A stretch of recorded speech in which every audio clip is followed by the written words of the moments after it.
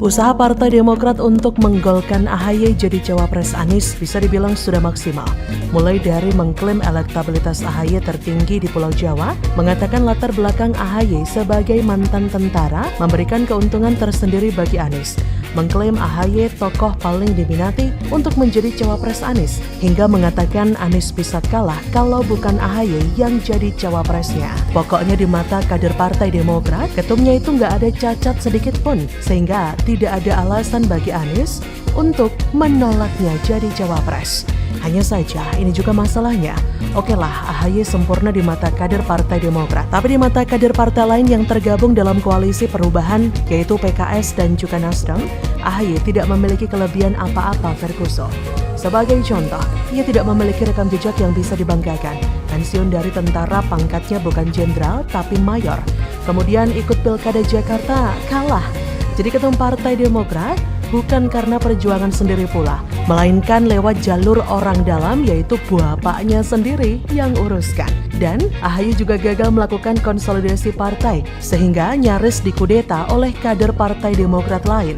Di samping itu, di bawah komando AHY, kader Partai Demokrat yang korupsi tetap saja banyak. Mulai dari Bupati Panajam Pasar Utara, Abdul Ghafur Masud, Bendahara Umum DPC Demokrat Balikpapan Nur Afifah Balkis, Bupati Mamberamo Tengah Riki Hampagawat, hingga yang paling heboh tentu saja Gubernur Papua Lukas NMB. Si Lukas ini sebelum ditangkap KPK melakukan manuver yang berbahaya, yaitu mengumpulkan massa bawa senjata panah untuk berjaga-jaga di rumahnya agar KPK tak berani menangkapnya, hingga penangkapan terhadap dirinya disebut terpaksa ditunda. Untung saja KPK, Polda Papua, dan BIN rada cerdas. Yang diintai justru bukan rumah Lukas, melainkan warung makan tempat anak buah Lukas biasa memesan nasi bungkus untuk para penjaga rumahnya tersebut. Nah, dari jumlah nasi bungkus yang dipesan, cukup untuk mengetahui berapa orang yang masih berjaga di rumah Lukas, hingga diketahui semakin hari semakin sedikit.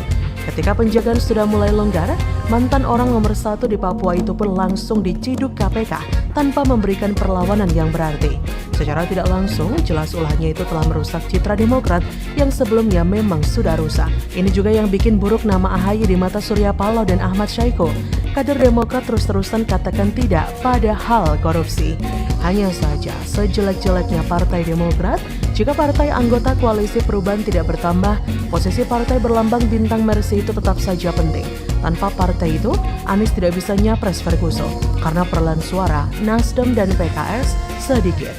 Sehingga meski sudah digabungkan keduanya, tetap saja tidak memenuhi syarat presidential threshold 20%. Hal inilah yang kemudian disadari oleh Demokrat, bahwa koalisi perubahan hanya menginginkan dukungan dari mereka saja, tapi tidak mau mengusung AHY menjadi cawapres. Tak tunggu waktu lama, Ketua Bapilu Demokrat Andi Arief langsung menyebarkan ancaman. Loyalis AHY itu mengatakan, elektabilitas Demokrat saat ini turun karena Anies tidak kunjung punya cawapres. Atau dengan kata lain, penyebab elektabilitas Demokrat turun adalah karena koalisi perubahan tidak segera mendeklarasikan AHY sebagai cawapres Anies. Andi pun memberikan peringatan kepada Nasdem dan PKS. Kalau sampai bulan Juni 2023, pasangan Anies AHY tidak kunjung dideklarasikan, maka Demokrat akan memikirkan jalan lain untuk menghadapi Pilpres 2024 yang persaingannya amat ketat. Atau dengan kata lain, kalau AHY tidak kunjung ditunjuk jadi cawapres, maka Demokrat akan meninggalkan koalisi perubahan dan bergabung ke koalisi lain. Karena memang Partai Demokrat juga menjalin komunikasi dengan Golkar dan Gerindra, sehingga bisa saja AHY jadi cawapres Erlangga atau cawapres Prabowo. Bukannya takut dengan ancaman Demokrat, Nasdem malah memberikan serangan balik. Ahmad Ali selaku waketum partai mengatakan, mau ambil opsi lain, pasti di pikiran kamu opsi lain itu Demokrat mau menarik diri dari koalisi perubahan. Atau mungkin bisa jadi karena ketidakpastian AHY jadi wapres, atau dia ingin mengatakan kalau Anies tidak dengan AHY, kami akan keluar.